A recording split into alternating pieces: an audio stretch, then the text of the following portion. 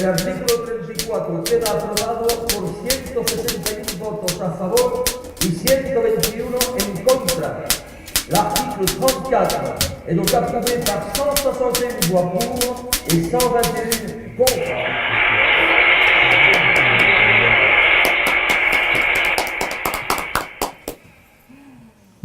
Je me souviens très bien. Un bourdonnement se fit entendre de part et d'autre du Parlement. À droite, bien sûr, mais à gauche aussi. Je le revois. Regarde, Victoria. Et un homme rougeau, cigare aux lèvres, crucifix à la boutonnière, gueula. La femme n'est que pure hystérie. Nous venons de poignarder l'Espagne. Accorder le droit de vote aux femmes revient à assassiner la démocratie. J'étais dans la force de l'âge. C'était le 1er octobre 1931. Oui. La République espagnole venait d'être proclamée. Que de souvenirs de rudes batailles dans cette Espagne qui sentait encore le cierge brûlé. Et toi, tu t'es battu. Mais toi aussi? Oui, mais moi, je n'y croyais pas. Le droit de vote pour la femme au milieu du calice et des processions. C'était impossible. En 1931, personne n'y croyait. Oui, moi.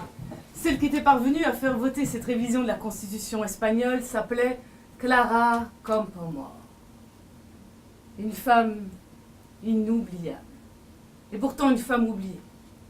J'aimerais tant que vous la connaissiez tous, que le monde entier la connaisse.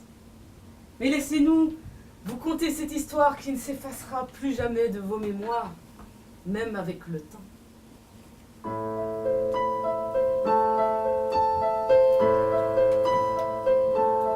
Avec le temps, va, tout s'en va. On oublie le visage et l'on oublie la voix, le cœur quand ça bat plus. C'est pas la peine d'aller chercher plus loin. Faut laisser faire et c'est très bien.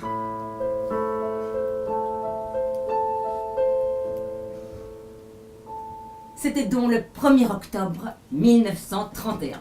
Tu avais quel âge à cette époque, Clara? 43 ans. Précisément. 43 ans. Papa disait toujours que Madrid avait les pieds dans l'eau le jour où je suis née. La ville n'était plus à couvert. Il pleuvait. Il pleuvait, comme pour me prévenir d'une sorte de menace pour plus tard. Il pleuvait. Les cordes. C'est plutôt rare à Madrid. Papa s'appelait Manuel. Manuel Campo Amor Rodriguez. Un pacifiste. Un solide gaillard. Avec le regard ténébreux de toute la Cantabrie. Puis il est venu travailler à Madrid. Il était linotypiste.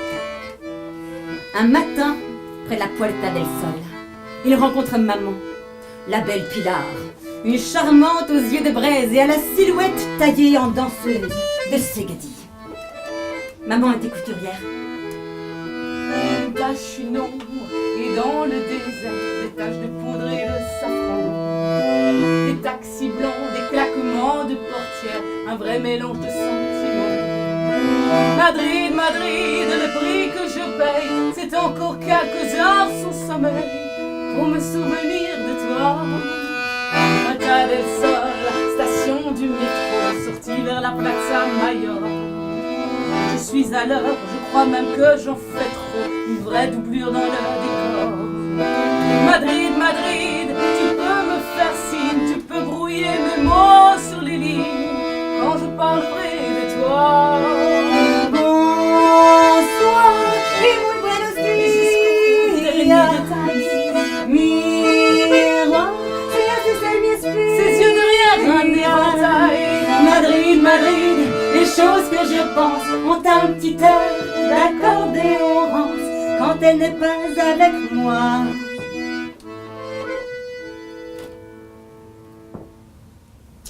Quand t'es née, Clara, le roi était gosse, non? Oui, ce grand dadais d'Alphonse XIII avait 5 ans.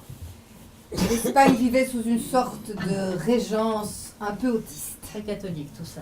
Pas de tolérance religieuse, pas de place pour les autres cultes. Les autres cultes. Oui, l'islam, le judaïsme. Bah, interdit tout ça, et depuis des siècles. Ah, muchas gracias Isabel la católica. Tenez, regardez, j'ai lu dans ce livre. C'est quoi? Un livre de Juan Esclava Galan, un historien, humoriste. Et il dit ceci. En Espagne, fin 19e, début 20e, il y avait un système parlementaire. C'est bien, ça. Un parlement avec des députés et des sénateurs. Élu au suffrage universel? Oui, bon, faut pas exagérer, hein, seuls quelques-uns avaient le droit de vote. Et il y avait des partis politiques, des élections. Attends, je lis. Il y avait des partis politiques et il y avait des élections. Mais tout le monde s'en foutait. Le roi désignait le gouvernement désignait les gouverneurs de province, les gouverneurs désignaient les maires organisaient et supervisaient les élections et manipulaient les résultats sans vergogne, de sorte que le résultat des urnes confirmait toujours le gouvernement désigné par le roi. Oula, Quoi? Oui, quoi? C'est quoi qui te fait cet effet-là? Mais c'est quoi ce que tu dis? momento. Ça.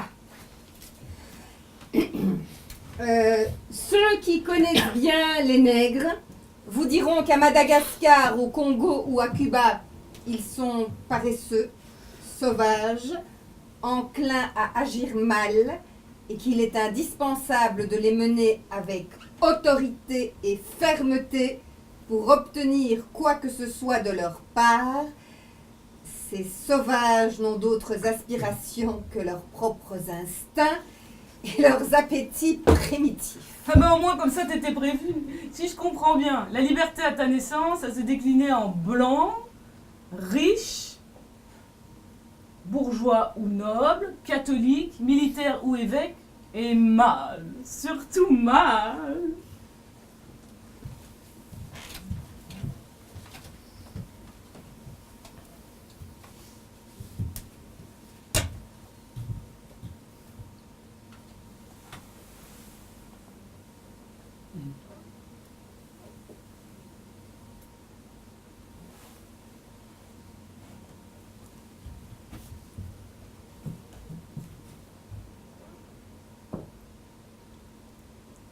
J'avais 10 ans, papa. Et tu nous as quittés. Tu es parti vers ton étoile. Je la regarde souvent pour qu'elle me guide. Elle me guide souvent, papa. Si tu savais comme nous avons eu faim quand tu es mort. J'ai dû abandonner l'école. Ignacio était encore très petit. Maman et moi, nous devions le nourrir. Et puis, il y avait grand-mère, déjà très malade. Oui, toute l'Espagne avait faim. Alors, j'ai été arrachée à mes jeux d'enfant. J'ai commencé à accumuler les petits boulots. Le matin, transbahutage de paquets entiers de vêtements. L'après-midi et le soir, debout des heures durant derrière un comptoir de vente de tissus.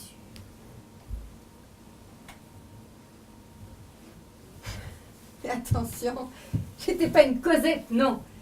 J'étais entourée d'amour et d'affection.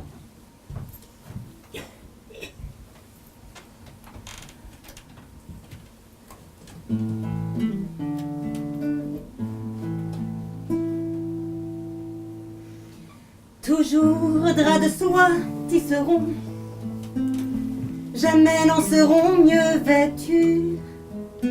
Toujours seront pauvres et nus, et toujours faim et soif auront. Jamais tant gagnés ne sauront que mieux en ayons à manger. Du pain avant un grand danger, au matin peu et au soir moins. Car de l'ouvrage de nos mains n'aura chacune pour son vivre que 4 deniers de la livre. Et de ça ne pouvons-nous pas assez avoir viande et drap. Car qui gagne dans la semaine 20 sous n'est mis hors de peine. Et sachez-le donc à Estrou qu'il n'y a celle d'entre nous qui ne gagne 20 sous au plus. De cela serait riche un duc. Et nous sommes en grande pauverte, s'enrichis de notre déserte, celui pour qui nous travaillons. Des nuits grands partis nous veillons, et tout le jour pour y gagner, on nous menace à maigner nos membres quand nous reposons.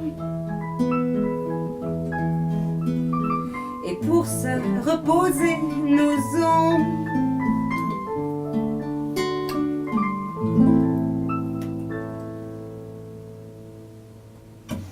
n'empêche.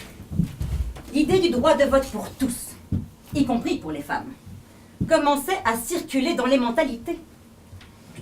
En 1908, j'avais 20 ans.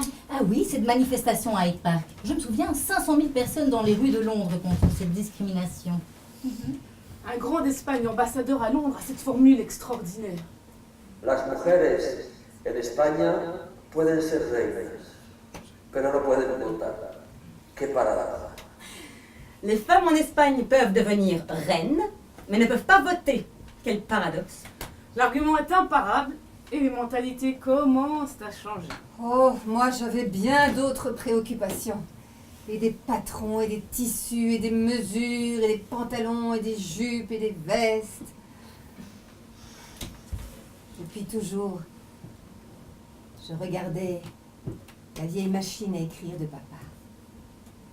Je savais que moi aussi, un jour, je travaillerai comme lui. Je me souviens, j'en pouvais plus, j'étais harassée. Ce travail était aliénant. Alors, je me suis entraînée.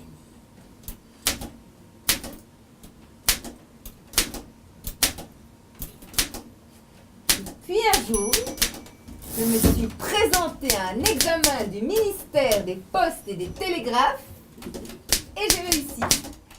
J'ai travaillé à Saragosse, à San Sebastian. J'oublierai jamais San Sebastian. Et puis j'ai passé un autre examen. Encore? Et tu as fini première au moins? En toute modestie? Et me voilà devenue professeure de dactylo dans une école pour femmes, adultes. Et c'est justement ce nouveau boulot qui va m'insuffler le virus de la politique. L'agitation sociale de l'époque, le contact avec la question féministe dans l'école d'adultes. Tout ça m'a poussée à m'engager dans ce beau combat. La démocratie. Enfin bon, tu vois, moi... Oui, toi, justement toi. Victoria. Victoria Kent. Nous avons été ensemble de tous les combats, de toutes les luttes pour les droits humains. Mais ton nom, c'est quoi ça? Victoria Kent. Ça fait un peu anglais, señorita. Mais oui, my grandfather was an Englishman in Malaga. Et il est tombé amoureux d'une énigmatique andalouse. Bon, ma grand-mère était issue d'une famille d'éleveurs de chevaux.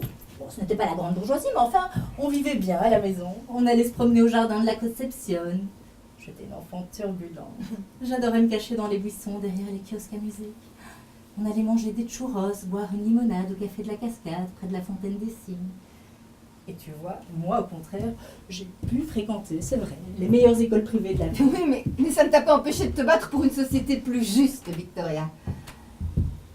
Écoute ce poète, comme il parle de la femme.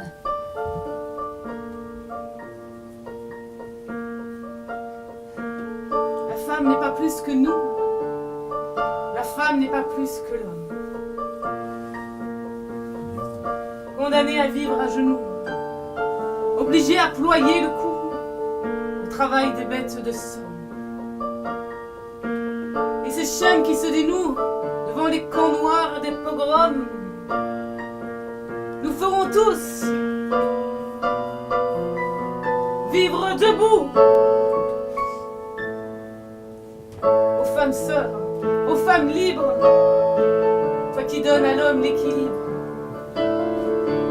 toi par qui ma musique vibre au temple bleu des bâtisseurs. Je veux porter ton oriflamme, chanter tes illusions de femme, tes envies, tes espoirs, tes drames et tes convictions. Oh ma sœur. J'en ai eu assez, je voulais m'en sortir. Et du haut de mes 33 ans, je me suis inscrite au jury central pour passer mon bac et je l'ai obtenu 2 ans plus tard. Elle avait une ténacité, une force, une capacité d'apprendre inouïe. Incroyable. Oui, ça va, ça va. Mais c'est vrai que je bouillonnais d'idées. J'ai même suivi de façon très intensive des cours de français. La langue des Lumières. Tu sais que j'ai lu ta traduction du roman de la momie de Théophile Gautier. Mais bravo, dis donc, mais tu étais insatiable. Mais puisque je donnais cours le soir, j'avais toute la journée pour écrire des articles et pour m'inscrire en faculté de droit. Et c'est là que nous avons pensé à refaire le monde. Et c'est là aussi que nous avons créé la Société espagnole d'abolitionnisme de la prostitution. Au fin, disions-nous, d'obtenir pour notre patrie une législation moderne dans tout ce qui a trait aux problèmes sexuels et aux délits sanitaires. Nous étions républicaines toutes les deux. Oui, au point d'ailleurs de refuser en 1927 la Grande Croix de l'ordre d'Alphonse XIII qui t'avait été octroyée pour une série de travaux sur la protection de l'enfant. C'est malin. Mais non, c'était logique. J'étais devenue avocate entre-temps, j'avais autre chose à faire que d'assister à des mondanités et recevoir des médailles. D'ailleurs, ce roi a été éjecté du trône peu après. Salut di Repubblica! Et tout cela nous devions à la vie, gracias a la vida.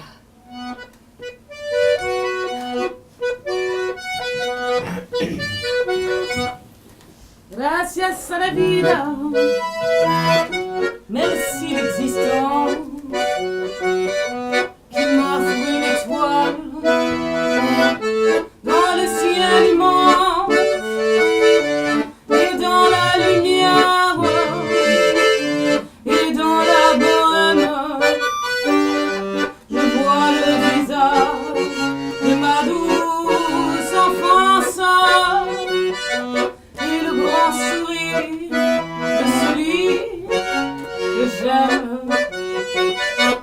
Gracias a la vida, merci l'existence qui m'offre en silence le chant des maisons,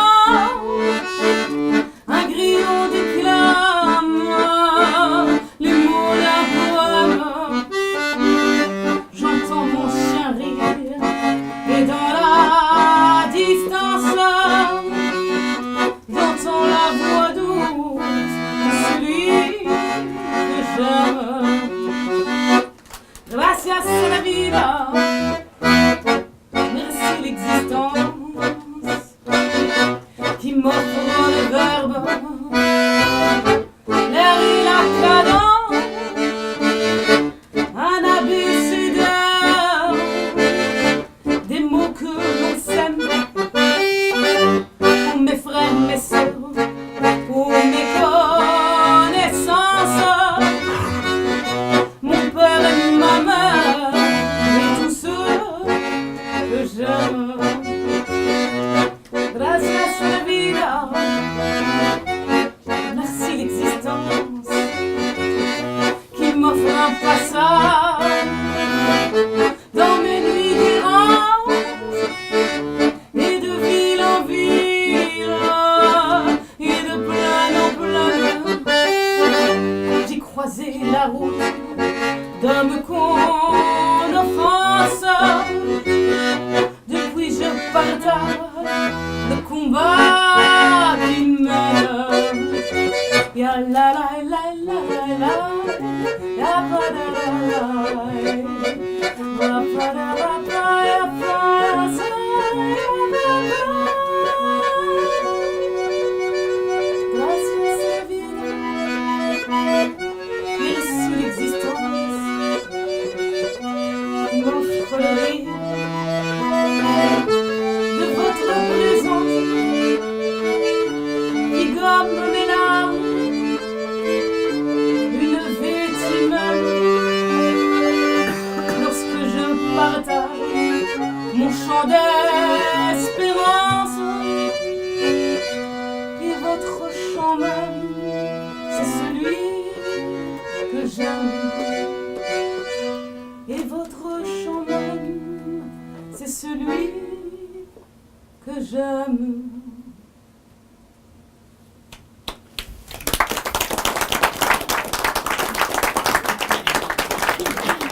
Mademoiselle Clara Campoamor, vous avez manifesté auprès de vos parrains le désir d'intégrer notre loge maçonnique Reivindicación. Nous vous demandons de rédiger une courte notice biographique. Comment la commenceriez-vous? Vous avez une plume, du papier, un peu de lumière.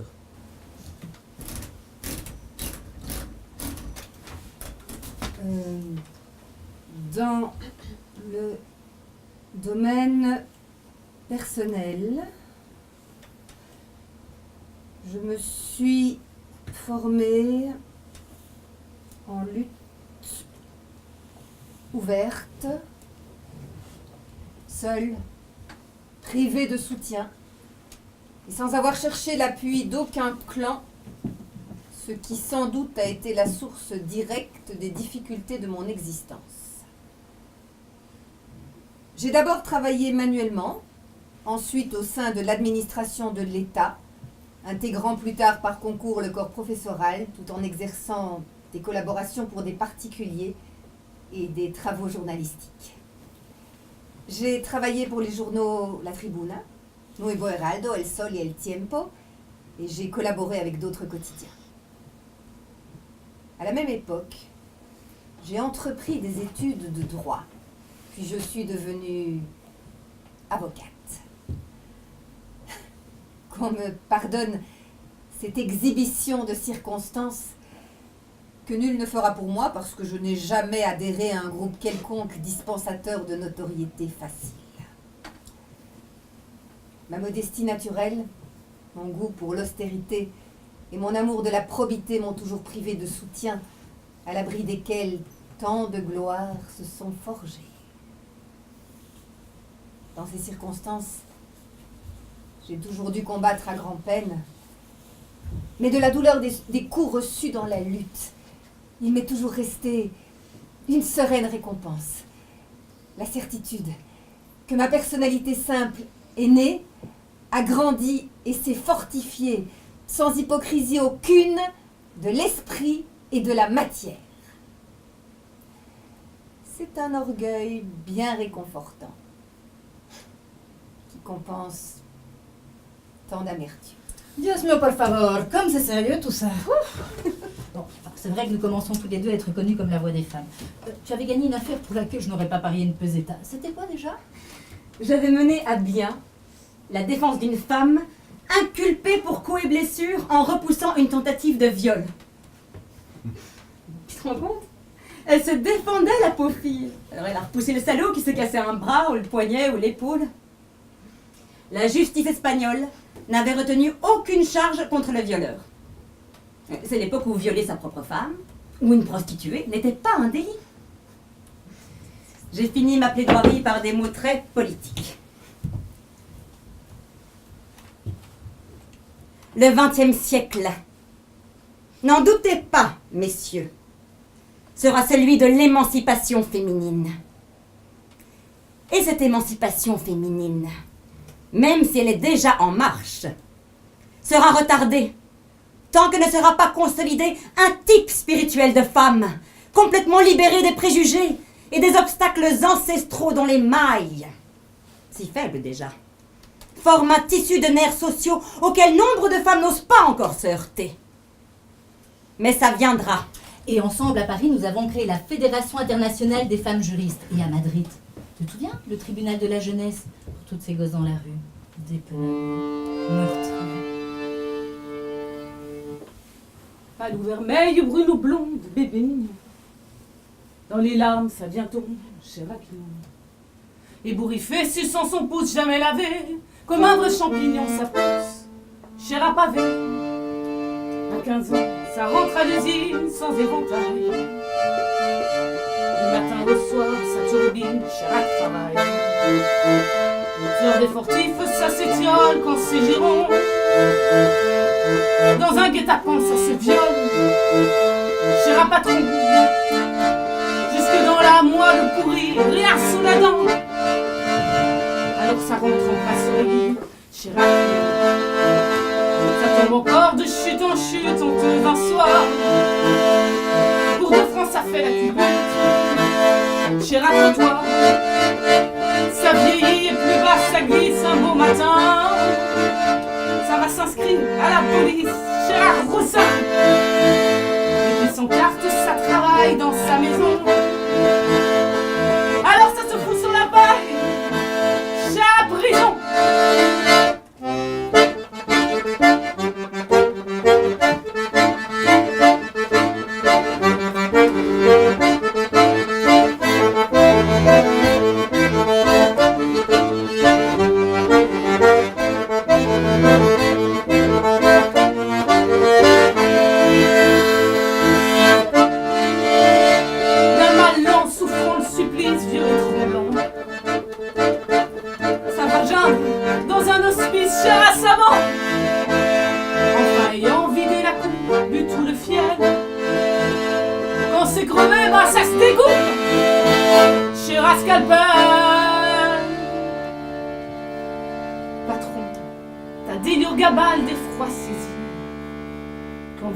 Sous nos balles, cher à fusil, pour que chaque chien sur votre trône pisse à l'écart, nous les laisserons vos charognes, cher à Macar.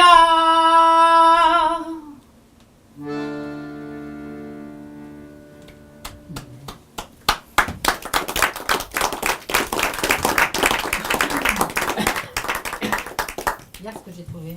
Quoi? La voix de la mon frère. Un journal. La voix de la femme. Pardon, monsieur. Alors, attends, je lis. C'était après ton procès gagné. Sereine, décidée, l'élégance de sa figure menue se détachant du plis de sa toge d'avocat qui s'enroulait sur elle. Oui, elle commença à parler avec une diction pure et correcte, pondérée, persuasive, raisonnant les faits, dissipant les concepts erronés, point de maniérisme, avec la simplicité d'une femme très femme et l'érudition d'une avocate très avocate. De toute façon, la femme ne sera jamais l'égale de l'homme. Un homme et une femme, c'est différent. Avez-vous jamais été le sein de votre père, Madame Victoria Case? Votre mari pourra-t-il jamais porter votre enfant? Si le corps est différent, la tête l'est aussi. Décider l'égalité entre l'homme et la femme, c'est aller contre l'ordre naturel des choses. C'est faire fi du droit élémentaire, de la physique et de la chimie de l'homme et de la femme. Restez bien au frais en été, mesdames, et maniez donc avec la grâce qui est la vôtre l'éventail de vos passions. Et allez-vous calfeutrer en hiver sur la couverture de l'amour de votre mari. C'est ainsi que nos enfants, qui ont besoin de vous à la maison, seront bien élevés et pourront, grâce à vous, et rien qu'à vous, oui, qu'ils pourront un jour honorer la grandeur de l'Espagne. Je l'ai écrit, je l'ai prouvé scientifiquement dans une série de livres. Mais c'est qui parle ainsi? Le docteur Santos. Novoa Santos, réputé dans le monde entier pour une série de travaux. Je crois qu'il a été anarchiste un jour. Mais bon, c'est vrai, on lui doit un manuel de pathologie générale qui fait autorité dans toutes les facultés de médecine. Mais qu'est-il allé se mêler de politique? Franchement. Tu sais qu'il a même écrit un livre sur le sujet? Un jour, j'en ai feuilleté, je me souviens du titre. C'était L'indigence spirituelle du sexe féminin. L'épreuve anatomique, physiologique et psychologique de la pauvreté mentale de la femme. Son explication biologique. Et ça a été publié? Et comment? Ça a été un beau succès de librairie. C'est justement pour ça que l'Espagne tout entière était à la dérive. Un système corrompu, un parlementarisme truqué. La République était la seule issue pour convertir la nation en un pays démocratique. Dehors les rois, les khedives et les sultans, disions-nous en riant. Oui, cette jeune république va se doter d'un parlement et des élections, où les femmes peuvent être élues députées, mais ne peuvent pas voter. Bon, c'est une législature provisoire, le temps de donner une nouvelle constitution au pays. La France a sa Marianne, notre Espagne sa Niña Bonita, la jolie fille. Ah, la Niña Bonita et son plan de réforme. Quoi? Tu veux dresser un inventaire? D'abord, nous avons décidé de redessiner une Espagne des autonomies et des régions. La Catalogne, l'Andalousie, le Pays Basque, la Galice, la Castille. Et laïque, la séparation de l'Église et de l'État. Pas dû faire plaisir à tout le monde, ça. Bah tant pis. Oh, tant mieux. Ah oui, une importante réforme agraire. C'est que les latifundia dominent et exploitent des hommes et des femmes presque à l'état d'esclavage. Pas dû faire plaisir à tout le monde, ça. Mais si, au contraire, des milliers d'ouvriers agricoles ont vu leur sort considérablement s'améliorer. Il a fallu revoir le statut des militaires aussi. Les sabreurs d'élite en ont été pour leur compte. Et puisque nous en sommes au privilège, finit ce système inique qui favorisait partout les membres du clergé, aux dignitaires du régime. Pas dû faire plaisir à tout le monde, ça. Ah ben non, ça c'est sûr. C'en était fini de baisser le regard au passage de la soutane ou de se taire devant les turpitudes de la prêtraille. Et quand je dis turpitude... Mais le plus important de tout, ce qui découle de tout cela, c'est l'enseignement. Libre et obligatoire, laïque, non confessionnel, ouvert à tous. Porter l'enseignement dans tous les recoins du pays, comme avec la culture, comme l'a voulu Lorca. Et aussi définir un système électoral précis et universel. Universel. Oui, universel. Oula. Donc, pour la femme aussi. Pas dû faire plaisir à tout le monde, ça. Mon pays devenait beau. Mon beau pays tranquille.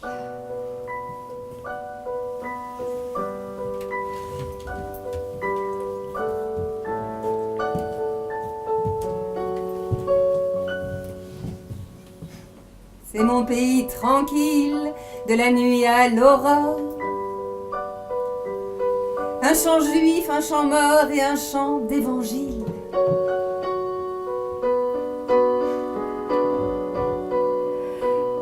du haut de la sierra, tout s'arrête un moment.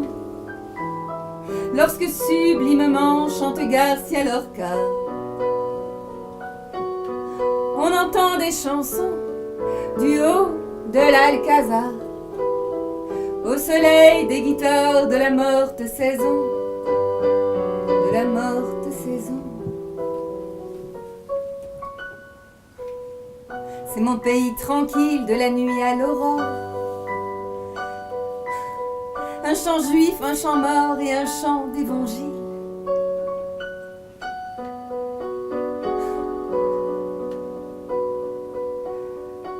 Avec le feu sur leurs joues, les gitanes s'abreuvent. Et tout au long du fleuve, il y a des enfants qui jouent.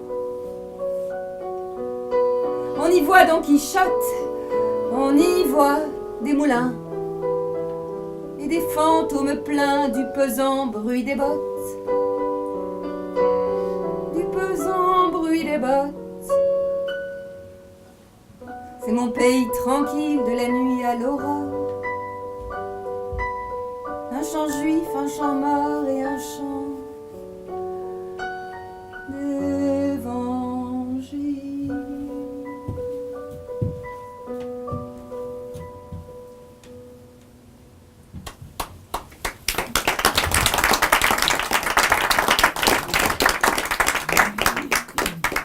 J'ai dit et je soutiens que la femme doit être considérée à l'égal de l'homme devant les lois et le droit, de sorte qu'elle devienne un frein à l'égoïsme humain. Lui, c'est qui?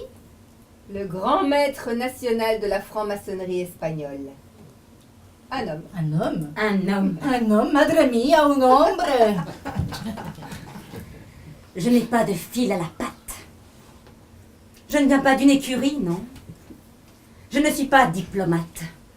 Je n'ai ni drapeau ni patrie. Je ne suis pas rouge écarlate, ni bleu, ni blanc, ni cramoisi. Je suis d'abord un cri pirate, de ces cris-là qu'on interdit. Oui, tiens, c'est vrai que toi, dans le fond, tu ne faisais partie d'aucun parti. Pourtant, chaque formation politique voulait être la première à envoyer une femme au Parlement. C'était historique. Laïque et non croyante, je rejetais la droite sociale chrétienne. Républicaine, il était évidemment hors de question de m'affilier au parti royaliste. Je n'admettais pas le léninisme, anti-maçonnique par essence. Et j'ai donc refusé la carte du Parti communiste, même si j'y avais beaucoup d'amis. Le Parti socialiste m'a fait un pont d'or, comme à toi, Victoria. Mais les dirigeants du PSOE étaient tièdes à l'idée de passer en force pour le vote féminin. Et nous y sommes arrivés au Cortés. Mesdemoiselles les députées Victoria Kent et Clara Campoamor. J'en tremble encore. Et voilà qu'enfin tu parlas, lançant le silence aux ordures du palais de la Zarzuela, au fond de la rue d'Alcalá. Ceux qui te jetaient en pâture arboraient un grand coutelas pour te marquer à la figure et mettre ta parole à bas. Roulement de tambour, messieurs, dames, à votre bon cœur, voici à présent la teneur du débat. Le président ouvre la séance. Il s'agit de rédiger une nouvelle constitution pour la République. Il est question d'égalité homme-femme. Aujourd'hui, 1er septembre 1931, nous voici réunis au Cortés pour ce qui peut déjà être défini comme un jour historique. Je donne la bienvenue à messieurs les députés et tout particulièrement aux deux premières femmes élues dans cet hémicycle, mesdemoiselles Clara Campoamor, comme indépendante du Parti radical, et Victoria Kent du Parti socialiste espagnol. C'est de vous tous que dépend le nouvel ordre de la République et c'est d'ici que sortira la nouvelle Constitution espagnole. En commission parlementaire, l'article 23 de la nouvelle Constitution a été rédigé comme suit, et je vous le présente. Ne pourra être fondement de privilèges juridiques la naissance, la classe sociale, la richesse, les idées politiques et les croyances religieuses, est reconnue en principe l'égalité des droits des sexes.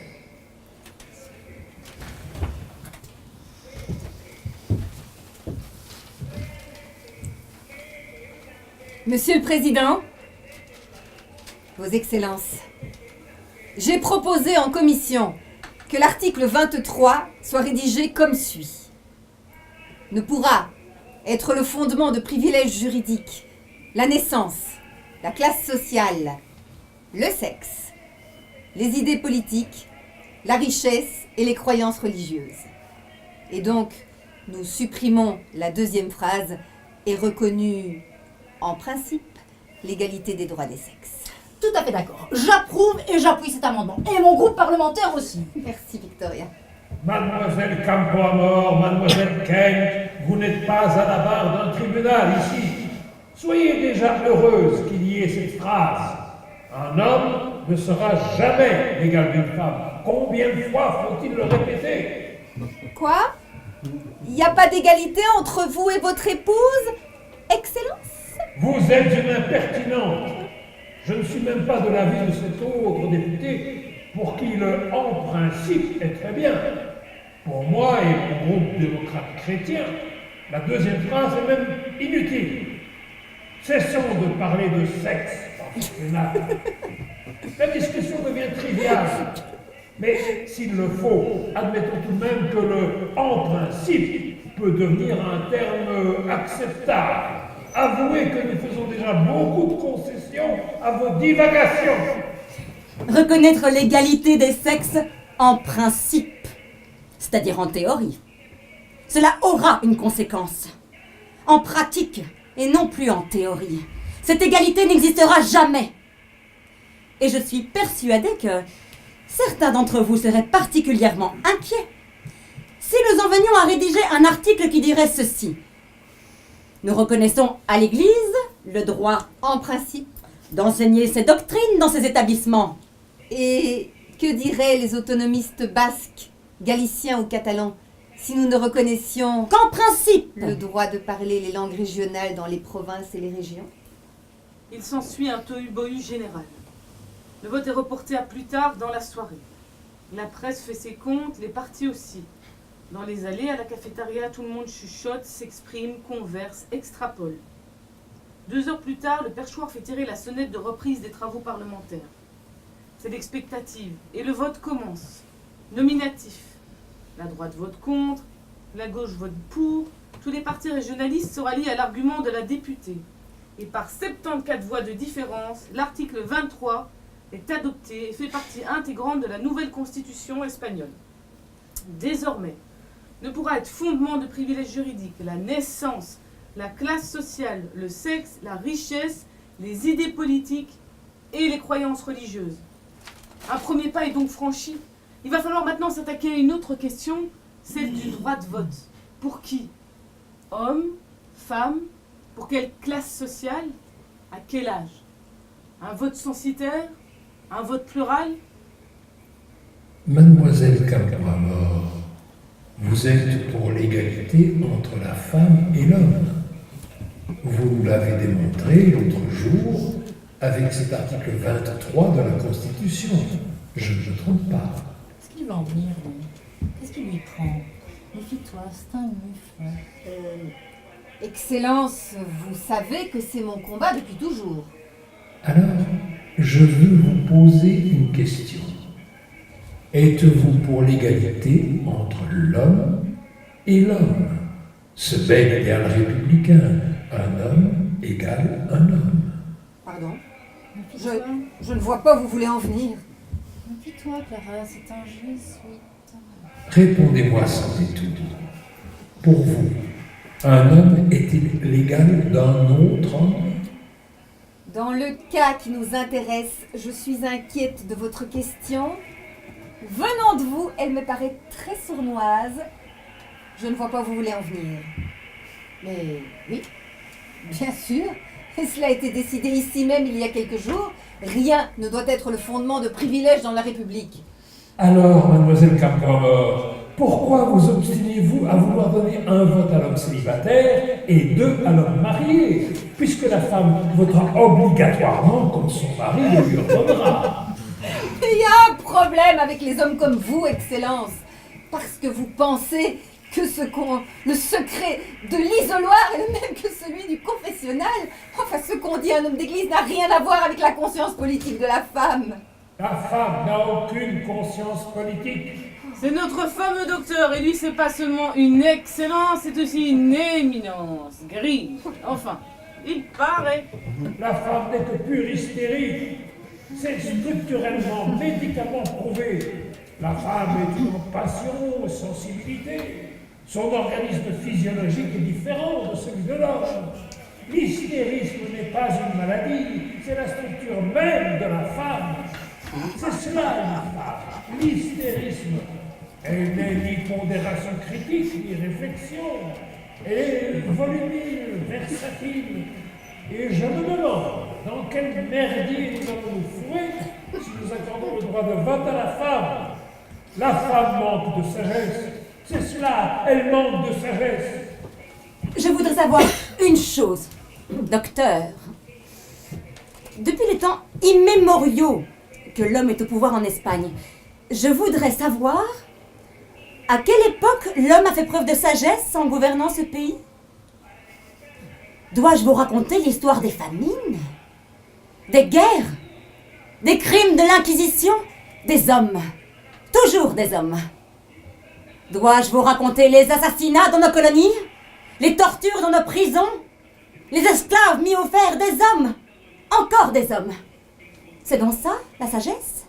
Je connais l'histoire de l'Espagne aussi bien que vous, au moins aussi bien que vous. Et je puis vous dire que depuis toujours, les valeurs essentielles de notre Espagne sont celles d'un pays qui a connu des jours bien heureux. La meilleure place pour la femme, c'est son foyer. Être mère et épouse, quel beau rôle! Monsieur le Président, Madame et Messieurs les députés, nous nous sommes tous mis d'accord pour rédiger et accepter l'article 1er de notre Constitution comme ceci. Vous vous en souvenez? Comme ceci. L'Espagne est une république démocratique dans laquelle tous les pouvoirs émanent du peuple. Chers collègues, si nous n'accordons pas le droit de vote aux femmes, nous devrions revoir cet article de la manière suivante. L'Espagne est une république aristocrate de privilèges masculins dans laquelle tous les pouvoirs émanent exclusivement de l'homme. Oui, moi aussi, Excellence, je suis inquiète. Mais pas pour les mêmes raisons que vous, messieurs les rétrogrades, qui craignez de perdre votre masculinité à mesure que la femme prend son émancipation et récupère la dignité qu'elle n'aurait jamais dû perdre, notamment avec vos saints sacrements et vos histoires à dormir debout d'une côte d'Adam, que sais-je encore. Mais oui, je suis inquiète, oui. Oui, car à cause de vos agissements, vos mensonges depuis des millénaires, je crains le vote de la femme en faveur de l'Église, et donc en faveur des partis catholiques royalistes. Je comprends et je partage votre crainte. Victoria Kent. Donc, le danger du vote féminin, c'est qu'il peut donner la victoire à l'Église. Mais je dirais à certains ici qu'ils auraient dû faire plus attention lorsqu'au XIXe siècle, ils laissaient leurs femmes fréquenter le confessionnal et leurs enfants peupler les collèges des moines et des nonnettes. Laissez la femme s'exprimer telle qu'elle est pour mieux la connaître. Respectez ses droits en tant qu'être humain. N'invoquez pas de vieux principes hâves et décrépits à propos de l'inégalité d'êtres inégaux. Je pense que l'Espagne est le premier pays latin où le droit de la femme va être reconnu. Le premier pays latin. Vous vous rendez compte? Enfin, un phare, une lumière. Regardez l'œuvre de Frida Kahlo au Mexique et vous comprendrez ce que je veux dire. Je m'enorgueillis de ce que ce soit mon Espagne qui hisse l'étendard de la libération de la femme, qui dise au pays latin et à tous ceux qui résistent, sans doute par atavisme catholique: ne laissez pas que ce soit une autre nation latine qui puisse mettre en tête de sa constitution dans les prochains jours la libération de la femme. Votre sœur, votre compagne, votre épouse, votre fille.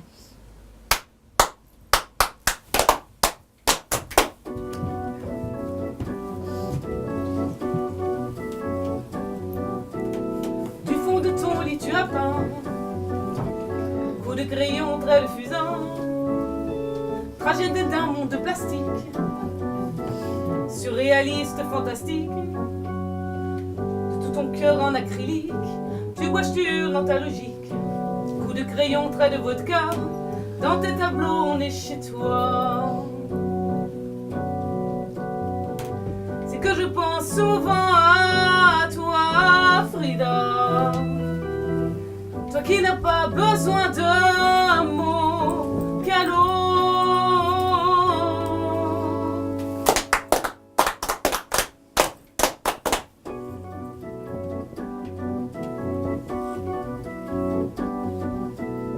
Belle survivante quotidienne, ton pinceau baguette magicienne, crie tout ce que ton corps t'impose, et sur la toile ça explose. Femme drapée aux 1000 bijoux, telle une princesse satin au cou. Tes tenues sont comme tes peintures, elles nous invitent à l'aventure. C'est que je me sens un peu comme toi, Frida, cassée avec le cœur en gros galop.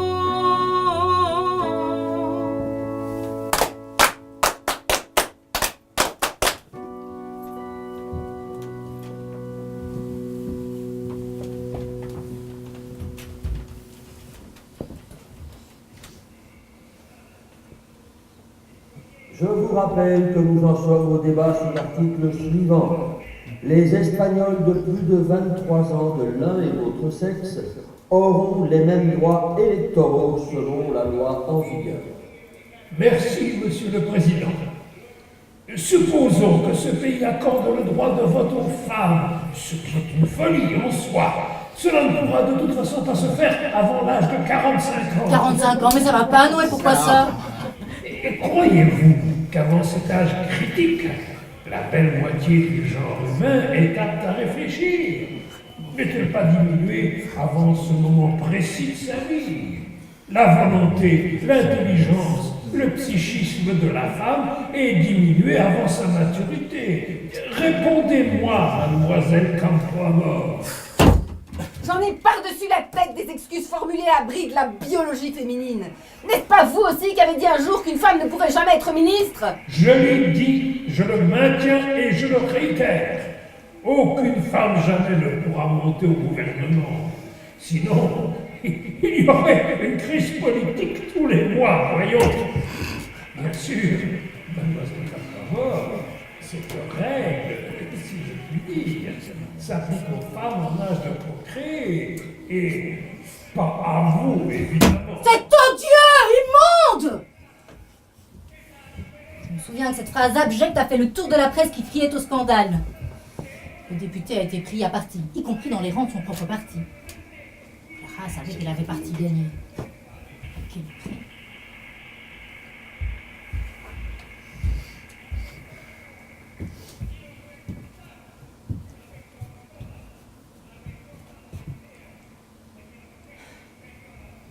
Je sais que le vote qui va intervenir dans quelques instants est d'une importance capitale pour la démocratie espagnole. Je sais qu'il va me valoir beaucoup d'inimitié, notamment parmi les femmes de ce pays. Je sais que dans la formation politique qui me soutient, parmi mes amis socialistes et mes camarades communistes, beaucoup seront inquiets à cause du vote de la femme et que les prochaines élections avec des femmes dans l'isoloir feront frémir les partis politiques républicains, fidèles aux idéaux de liberté, égalité et fraternité. Je sais qu'après cette législature-ci, je ne serai probablement plus jamais élue au siège de député. Et je voudrais dire une dernière chose. Un jour, une amie très chère m'a dit que tant que les femmes n'auront pas quitté le confessionnal, elles ne pourront pas aller aux urnes. Eh bien, tu vois, je crois, moi, que c'est en allant aux urnes qu'elles pourront un jour quitter le confessionnal. Mais cela ne suffit pas à la volonté combattante que mon amie Victoria Kent et moi ressentons encore. Il faudra encore légiférer. À propos de l'égalité juridique entre les enfants nés dans le mariage et en dehors de celui-ci. À propos du divorce et de la non-discrimination pour raison de sexe. Il faudra légiférer et créer la loi contre le viol entre époux. La suppression du délit d'adultère. Et surtout, très vite en ce début des années 30, il faudra voter la loi de dépénalisation de l'avortement. La République espagnole servira de modèle alors à tant d'autres pays.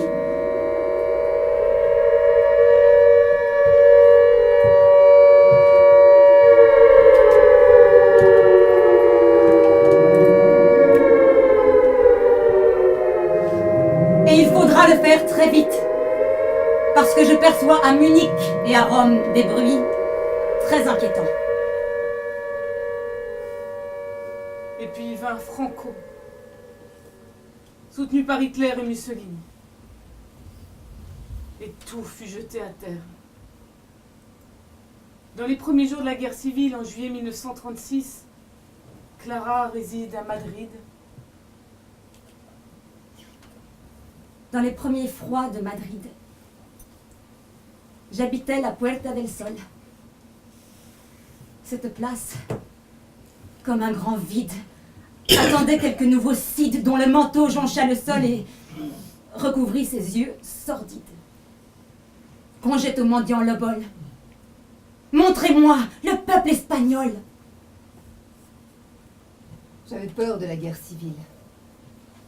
En septembre 1936, je me suis rendue à Alicante et j'ai su par après que des phalangistes projetaient de m'assassiner pendant le voyage. Mais des miliciens veillaient sur ma sécurité. J'ai embarqué sur un bateau direction l'Italie en vue de rejoindre la Suisse. J'ai été dénoncée aux autorités fascistes italiennes. J'ai été arrêtée, retenue quelques heures à Gênes. Et le consulat d'Espagne est intervenu en ma faveur. Et j'ai pu poursuivre mon voyage et arriver enfin à Lausanne, avenue d'Évian numéro 2. Passage à Paris. Puis pendant l'occupation, départ à Buenos Aires. Hitler torturait et exécutait aussi les francs-maçons. Oui, mais tu es revenu à Madrid, je le sais, je l'ai lu quelque part, à la Noël 1947. La Guardia Civile a su que tu avais foulé le territoire espagnol. Et tu n'as pas été détenu tout de suite. Je logeais chez une cousine. Mais on m'a fait savoir que j'étais fichée au tribunal de répression de la franc-maçonnerie. Je voulais défendre mon cas devant ce tribunal. Enfin, c'était une folie, tu allais te jeter dans la gueule du loup. Mais non, j'avais un argument. C'est qu'au moment où je suis entrée en maçonnerie, l'appartenance à une loge ne constituait pas un délit. Or, tu le sais, en droit pénal, une loi ne peut jamais avoir un effet rétroactif. Mais au moment même où j'allais envoyer mon mémoire de défense, j'ai reçu un coup de fil d'une amie. Clara, je voulais te prévenir. Le tribunal s'est prononcé sur ton cas. Tu feras un minimum de 12 ans de prison. Mais la peine de mort est requise. Quitte le pays. Vite. Pars, je t'en conjure, va-t'en. Je ne reviendrai jamais en Espagne. Et j'ai commencé à vivre de mes plaidoiries, de mes traductions, de mes livres, de mes cours de droit. Un jour, en 1955, un homme frappe à la porte de mon domicile.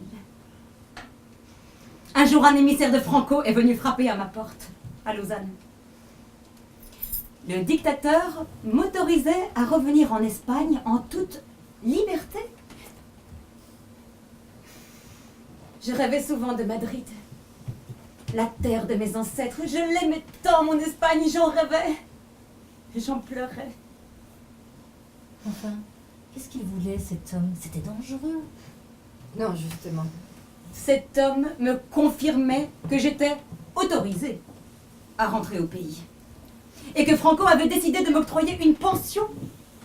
Une très belle pension. La parole d'un dictateur, un tyran. Non, c'était sérieux. Il y avait juste une condition. Une toute petite condition. Dénoncer tous les membres de la loge Revendication et abjurer mon serment maçonnique. Et évidemment, Clara de son vivant ne reviendra jamais en Espagne. Franco décide alors de bannir son nom de tous les documents officiels d'État. Clara représente tout ce que déteste le caudillo. Elle devient une femme oubliée, et pourtant inoubliable. Et dans la froide Lausanne d'un avril 1972, Clara, Clarita, la belle Clara, Clara Chant d'amour, pose son dernier soupir. Jusqu'à ce que certains, après la mort du dictateur, décident lentement, péniblement de réhabiliter cette femme. En 2001, le corps de Clara a été transféré au cimetière de San Sebastián, 70 ans jour pour jour après le vote du 1er octobre 1931. En 2006, un buste fut inauguré dans les couloirs du Parlement espagnol, les Cortes.